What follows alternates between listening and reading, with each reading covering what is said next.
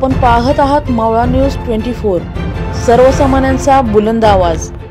मी advocate Shivajirao Rane, माजी अध्यक्ष कोल्हापूर खंडपीठ कृती समिती म्हणून मी काम केलेलं आहे। आज इथं माणिकराव पाटलांनी जे उपोषण चालू केलेलं आहे कोल्हापूरमध्ये सर्किट बेंच व्हायचे, त्यांना पाठिंबा देण्यासाठी आम्ही इथं आलेलो आहे। वकील वर्गातील काही वकील, उद्या आमच्या सर्व जिल्ह्यातील वकील पक्षकार वेगवेगळ्या संघटनांची अशी महारॅली इथं आयोजित केलेली आहे। उद्यासुद्धा आम्ही या ठिकाणी भेट देणार आहे, माणिकरावांना पाठिंबा देणार आहे। गेल्या 40 वर्षापासूनची मागणी आहे, खरं म्हणजे आता ही मागणी अंतिम टप्प्यात आलेली आहे।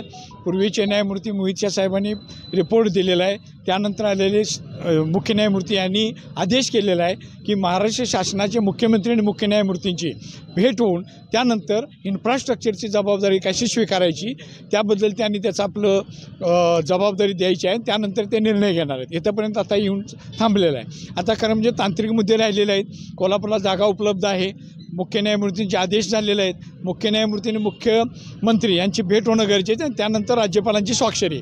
हे तसं 6 महिन्यात व्हायला काही हरकत नाही।